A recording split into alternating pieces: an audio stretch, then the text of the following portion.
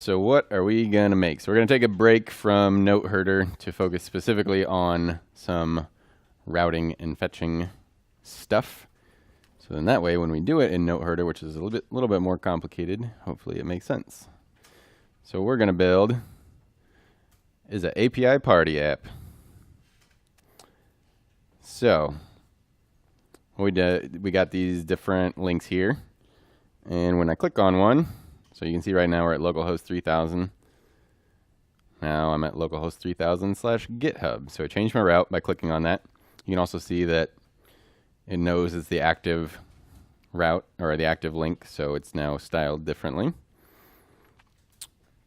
Lets us look up a GitHub user. Who wants to volunteer their GitHub username? Pranav, what's yours? Is that all lowercase? 12. So you can see it's now added pguru12 to the URL.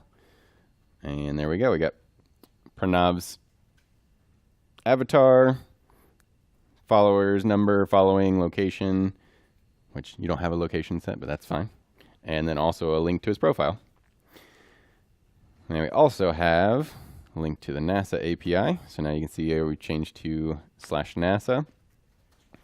And NASA's actually got a pretty cool API. There's a lot of information that you can get from it.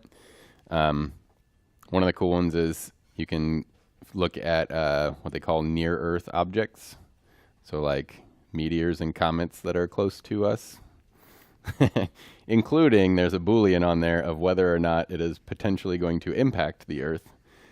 So you could do like an API request and then filter by whether they're going to impact the Earth or not. So that could be interesting. Should we call Bruce Willis? Yeah, should we call Bruce Willis? Yeah, but the one I chose to do here is they also have the Mars rovers, so you can get pictures from the Mars rovers. So these are the 3 rovers, so you can click on one, and it will get a picture from that. And again, you can see we're now at /NASA/Curiosity. We can get one from Opportunity, hopefully. The only bad part about the NASA API is unless you get a private key, there we go, it's really easy to hit the rate limit. So I would assume next door they're probably working on this from this morning. So we might hit the rate limit for the NASA API, and then it quits loading for a while until you reset that. But it's also pretty easy to get a key. So yeah, we're going to make that. There's also a homework link, but we're not going to worry about that just yet. So you want to make this thing look like fun? All right. So step 1, get in a directory that you want to put your project in. So we're going to make this from scratch.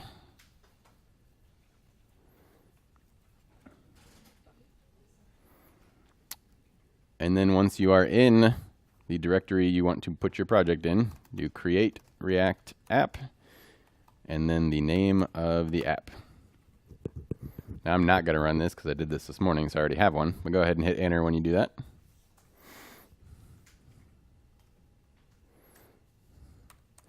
And then it will do all its install stuff. Like a minute, maybe a little more. We'll find out. By the way, if anyone's... Yeah. If anybody wants their installs to take less time and you have not installed Yarn yet, I would recommend doing that.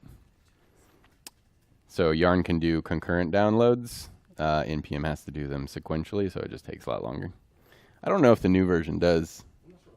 I haven't seen much speed difference, but I've also not used NPM a lot since the upgrade, so. It does use past versions, it's the old one. Yeah.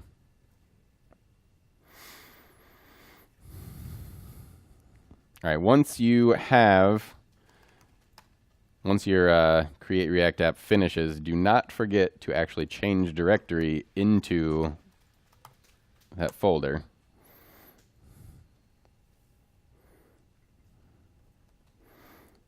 Because the last thing you want to do is initialize a Git repository in the wrong directory. It's fixable, but it's much better to do it right in the first place. There have been situations where somebody accidentally initialized the Git repository at their user folder. So it was syncing their entire user folder contents, like all their personal stuff, to GitHub. That was cool. This was a long time ago. It was about 4 hours ago. So not 4 hours ago, but even previous to that, a person did this and then also realized that there were all these extra files that were staged for GitHub, and they're like, I don't want to do that. So they deleted them, not realizing it was like actually their stuff they were deleting. So they just deleted a bunch of their own content. Yeah, don't do that. So make sure you're in the right directory. Point is, change to the CD to API party. Yeah, Tom. Yeah, sure. So that create React app, somewhere I'm here. Or did I clear the, I cleared the thing. So just create React app and then the name of the app that you want to create.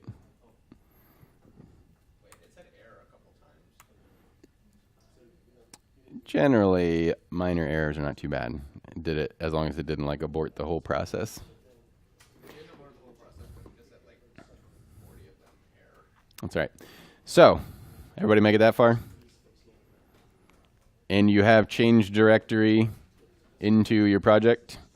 Then let's go ahead and do a git init to start a directory or start a git repository.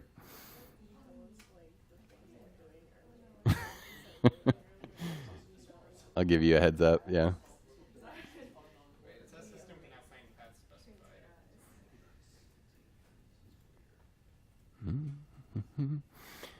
Once you have initialized the repository, then you can do a git add dot to add all those files to it. And then once you have staged them, then just do a git commit -m and just say initial commit. And hit enter. So again, I'm just not actually hitting enter on these because I already have them. But so that is just basically doing an initial commit of all the standard stuff that a create React app gives you. So your README, node modules, package.json, public. Actually, node modules will be excluded automatically. But your source file and your lock file. Next step, let's go ahead and put it on GitHub. So go to your GitHub account, whatever that is, github.com/your username.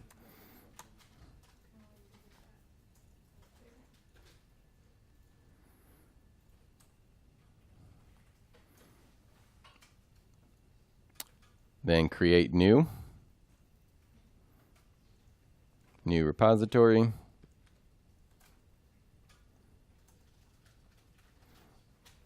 And then just fill out the repository name.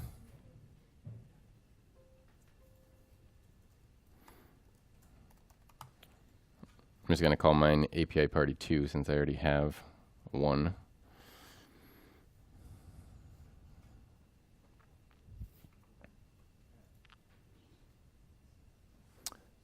And hit create. And then we do have an existing repository. So you'll copy these two things. Just hit the copy to clipboard button. And then you can just paste them in your terminal, hit enter, and that will push your initial commit up to GitHub.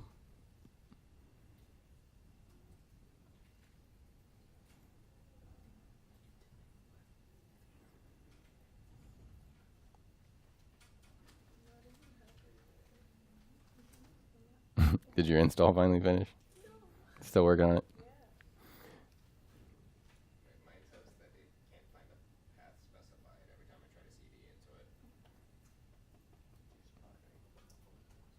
I'll be with you in a sec, PG.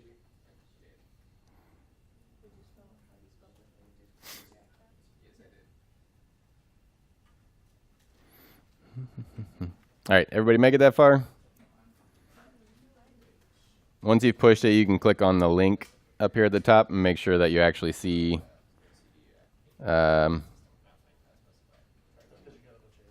make sure that you actually see your stuff there. And if you do, then you're good. Does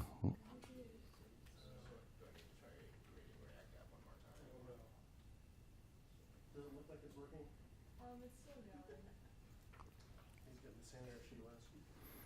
I'm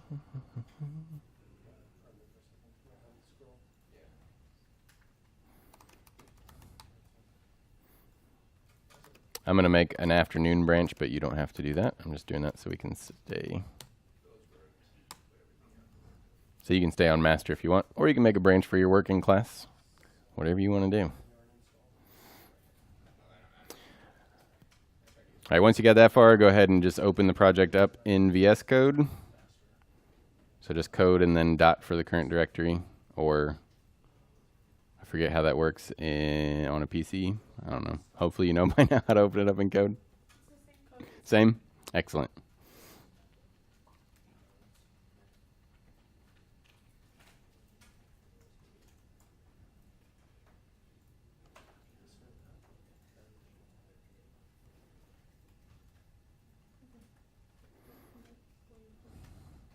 All right, somebody in the back, tell me when I get to a large enough font.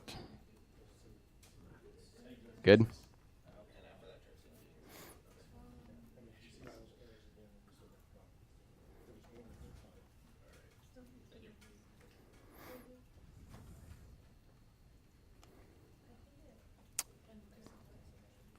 Now you can also do, once you got it open, you can do npm start or yarn start, depending on what you've got installed. We can go ahead and launch the server for this.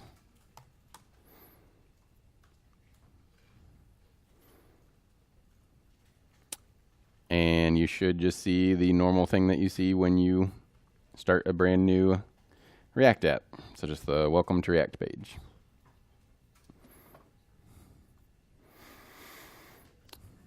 All right. So hopefully we're all set up. We use create React app to make a new app. We made a GitHub repository and pushed it there with our initial commit. And then we started up our server, and hopefully everybody sees this. Yeah?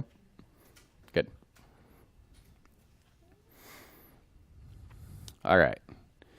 So since we already know that we are going to need to use React Router, let's say we go ahead and add that to our project. So we got the server running. You can do Command T on a Mac to open up another tab, or Control T if you're on a PC. So we can leave our server running but do other things. So the first thing we're going to do is npm install React Router DOM. Go ahead and run that. Or if you're using yarn, yarn add React Router DOM.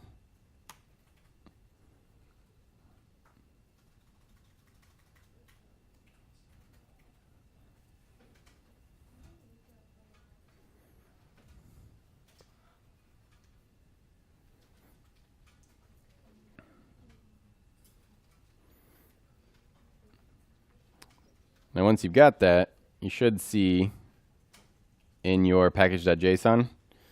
So now we've got React Router DOM in here. And it should be at least version 4.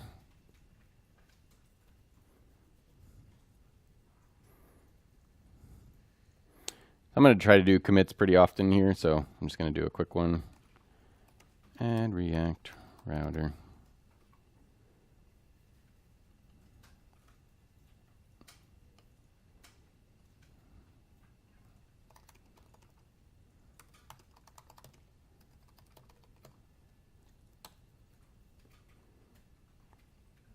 I'll try to keep those pushed as well, so in case you have errors or something, you can get caught up.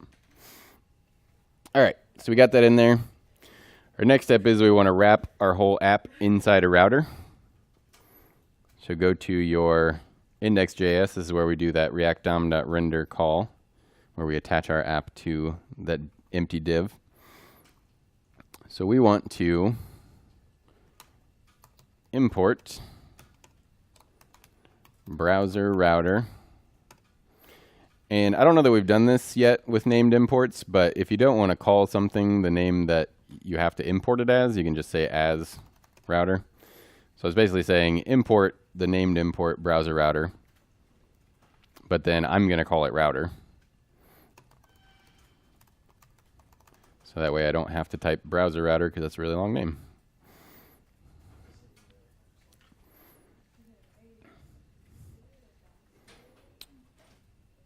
So once we've imported that, we're just going to wrap our whole app inside router tags.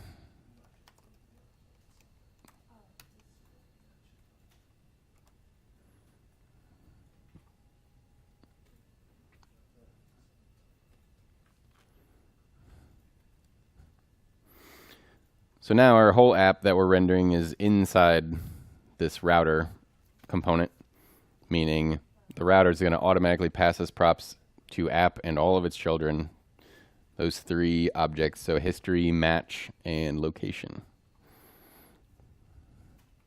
And then we get to use all the other components that React Router has.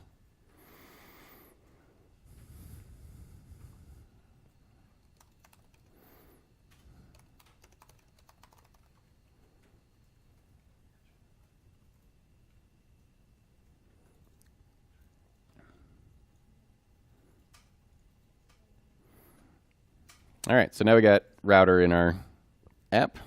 That's good. But our app does not particularly look like this, right?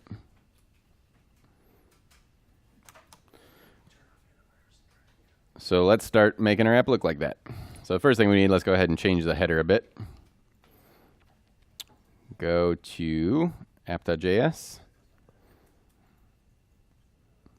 We'll just take out these two things because we don't want that.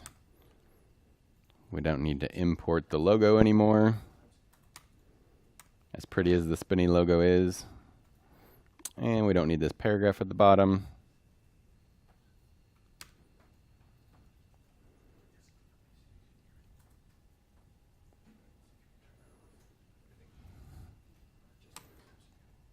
I'm going to add a third div that I'm going to call app headings class.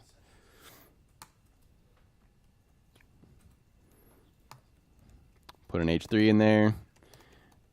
Ain't no party like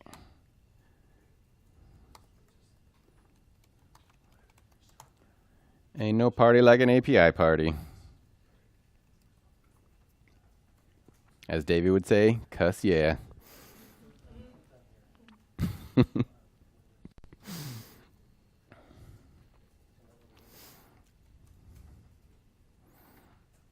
All right, what do we look like now? Let's see here. Excellent, looks great. Probably a little bit of styling wouldn't hurt. Let's get our app CSS. Let's see, text line center, yeah, we can keep that. We don't need app logo anymore. We got rid of the logo. We don't need the app intro, we got rid of that. We don't need the thing to spin the logo that we got rid of. All right. We put it inside an app headings div now, so let's do that.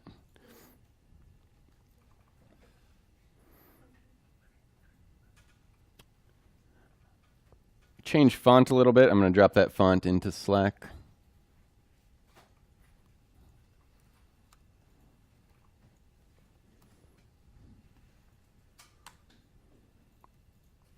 So you can just put that import statement at the top here.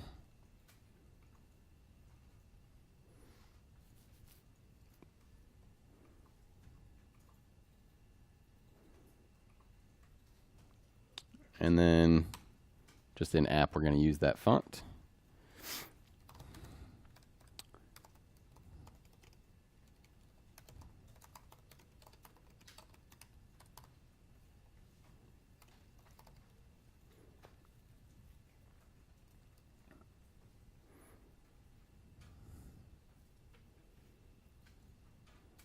Looking a little better.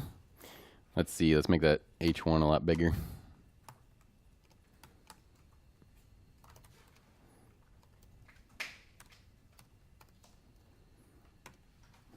Anybody ever seen like this type of rule? Anybody know what the heck that is? What is that? Similar, so it's like a compound rule. It's a little different for font. So what this is, the first part is the actual font size, and the next one is the line height. So we're going to do alpha slab 1.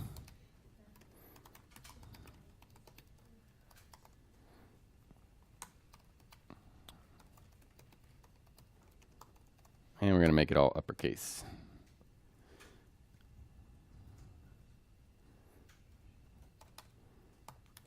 Do something similar for our H3.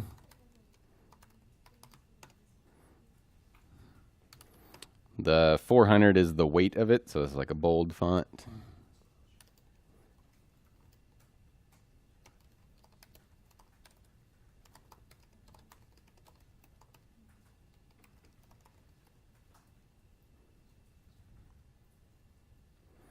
And I think that probably covers it.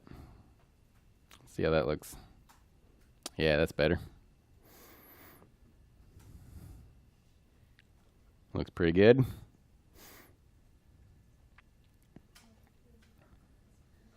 All right.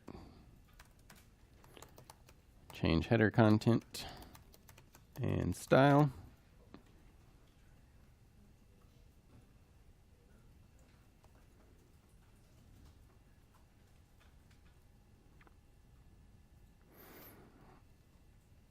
All right, so we got our header done.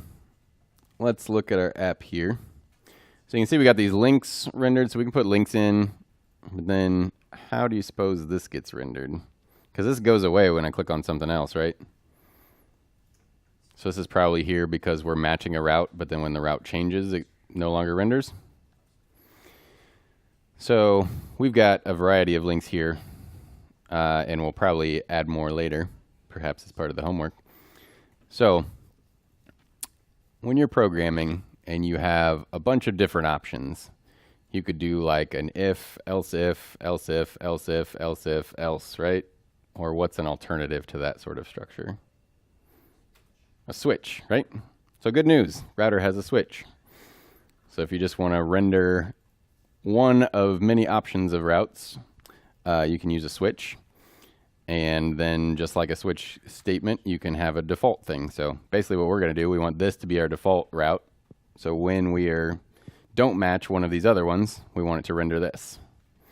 Make sense? So let's go back to app.js.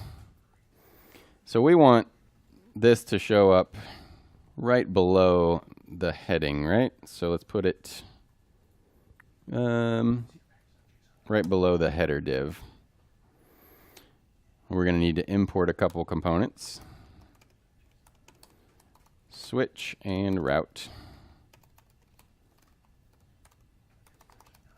from React Router DOM.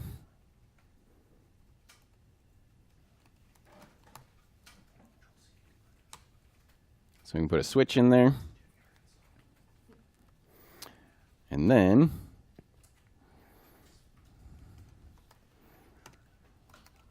make our first route. And we said we want this to essentially be the default, right? So just match when nothing else matches. So we don't actually need to define a path for it to match because we just want it to match if nothing else does. So, but what we do want it to do is render something.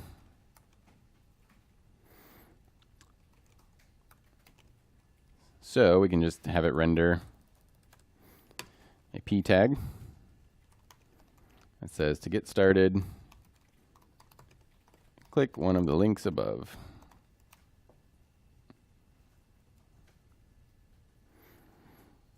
So there's no specific path for it to match, but right now it's the only route in our switch statement. So it's probably going to match all the time, right? Hopefully. Let's see. Yeah. So that shows up. And it doesn't matter. You can see I already have some junk left over in here. It doesn't matter what I do right now. It's not going to match anything else, so that always shows up.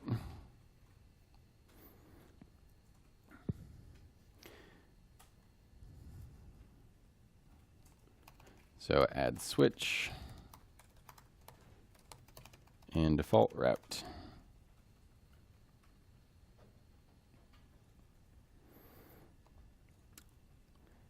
So we've got that.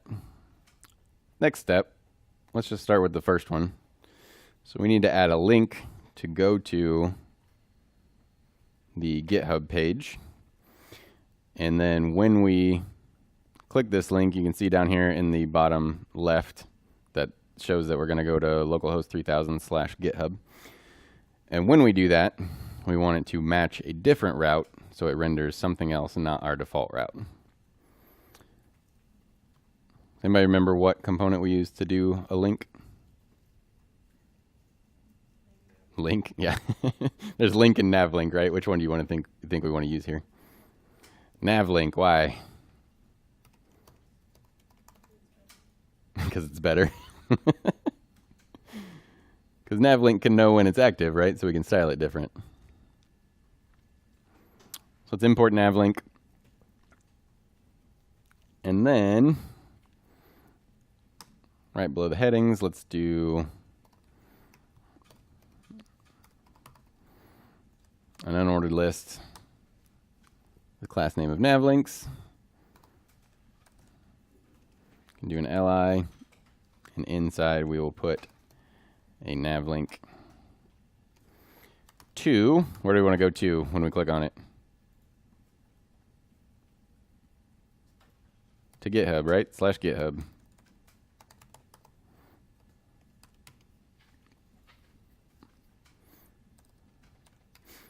And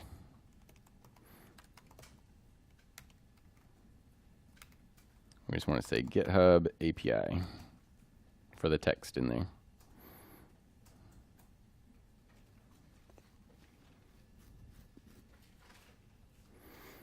So if that works,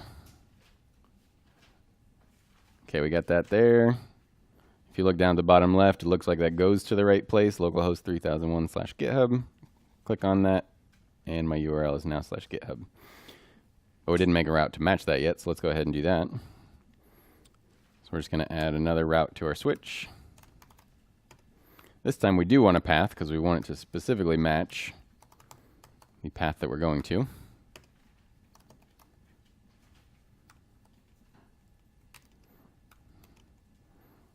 Let's see.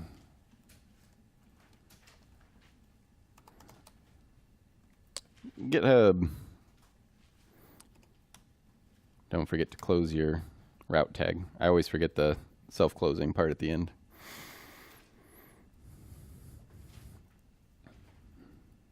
All right, so we got our first nav link at the top. When we click that, it's going to take us to /GitHub. Then our switch here is going to look and say, do I have a route that matches that? Yes, I do. So I'm now going to render this. And since we are in a switch, I can only render one of these, so we do not render the default route anymore. Hooray! Giant GitHub. And then you can see if you remove that, then it goes back to the default.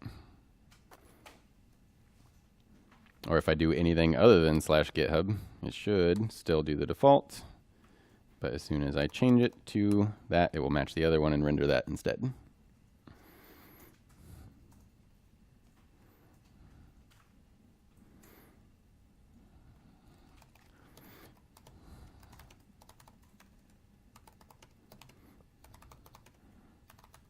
So add nav link for GitHub and GitHub route.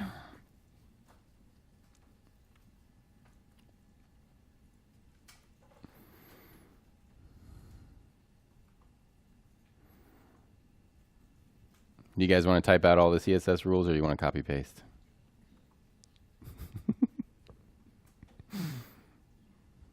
All right, we'll copy paste.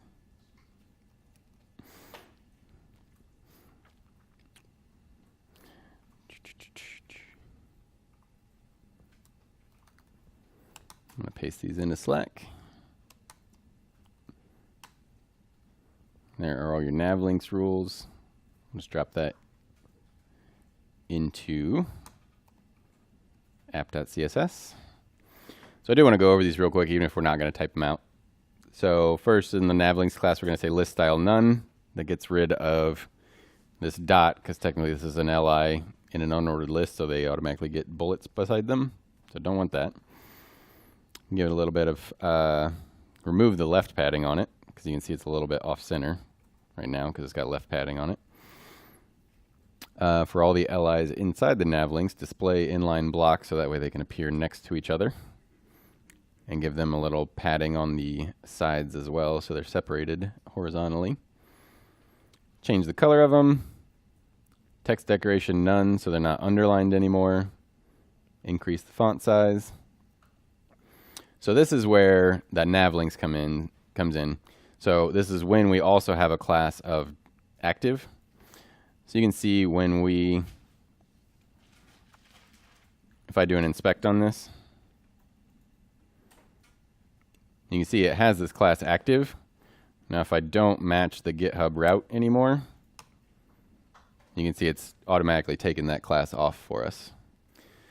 So the navlinks know when they match the URL, and when they do match the URL, it'll automatically put this class of active on for us. So then, since it has that class, we can tell it to make it orange instead of blue, or whatever you want to do.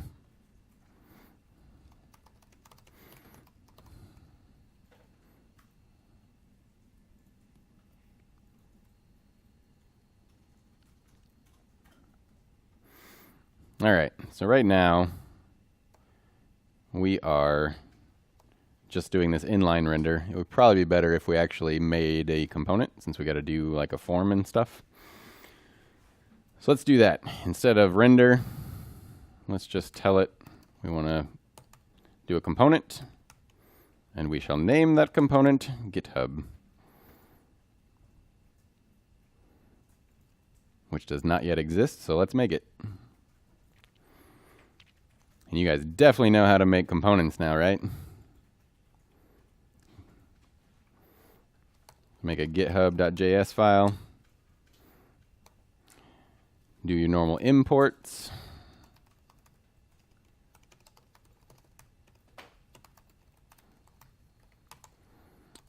Make a class.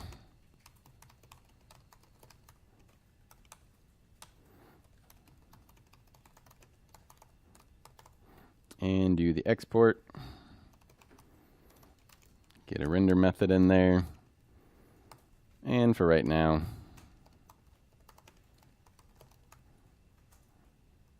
we'll just have it return H1 that says GitHub component. Now back in app.js, we have told it we want to use this component, but we've not imported it yet. So let's do that. Now that we've made it.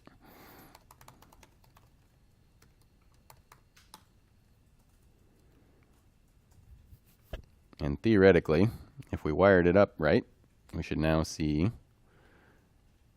GitHub component instead of just GitHub. And there we go. You've just made your first route that renders a component. Congratulations. Not too bad, right? So there's definitely some complex stuff you do, but the basics of React Router are not difficult. It's kind of nice.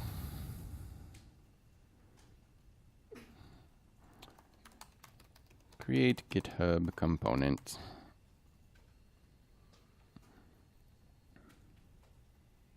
All right. So what do we actually want to have show up in the GitHub component?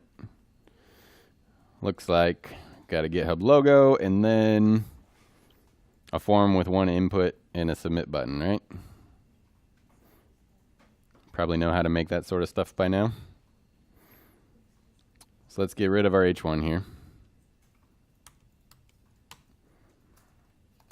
Wrap everything in a div with a class of GitHub. Oh, don't capitalize GitHub. There we go. So the first thing is the logo, which is just an image.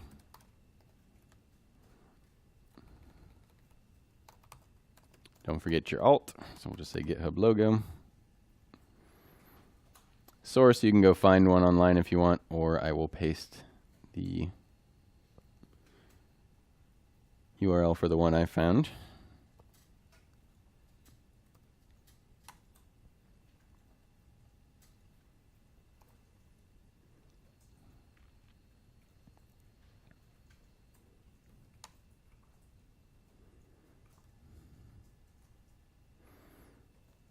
And then we just need our form.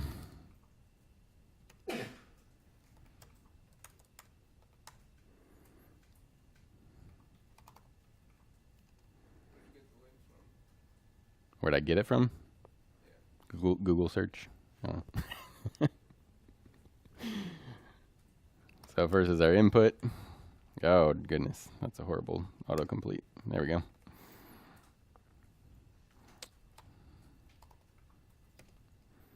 And our button.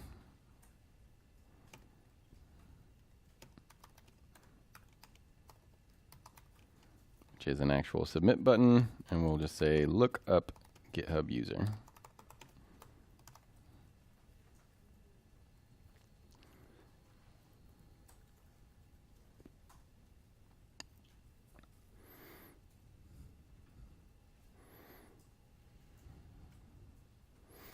Looks pretty good, I think. Nice tiny little form and a giant logo. Let's go ahead and make a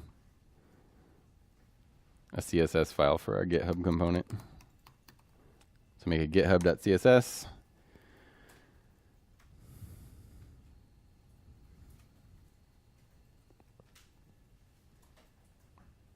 That's not what I want.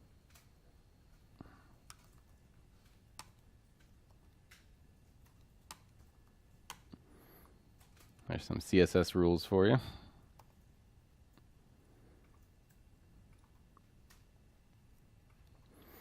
And then, of course, don't forget to import your style sheet.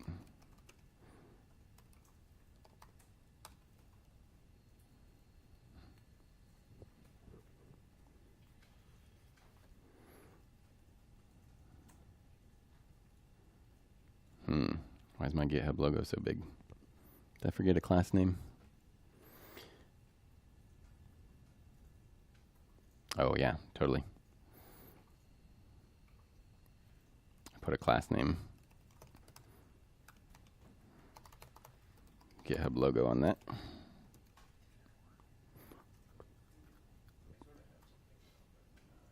There we go. That's more reasonable.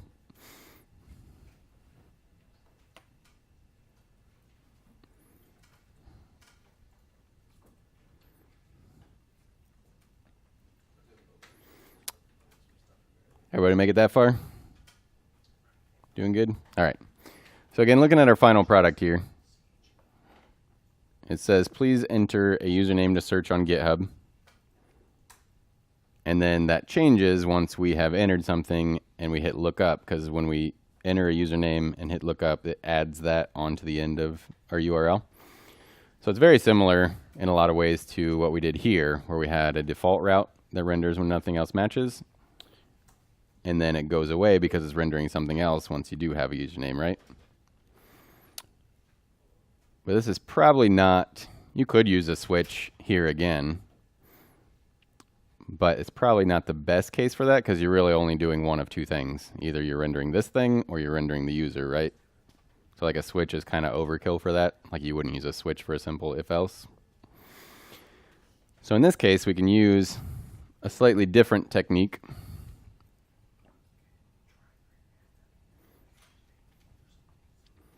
Let's see here. So we are going to do, remember when we were doing the presentation, we did an exact match? So like we could use that kind of route here. So if we exactly match /GitHub, we're going to render that thing. As soon as we have anything other than just /GitHub, then it will mean we'll also have a username.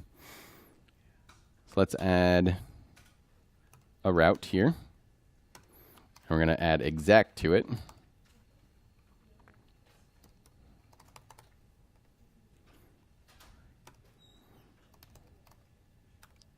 And when it exactly matches /GitHub, then we'll say, please enter a username to search on GitHub.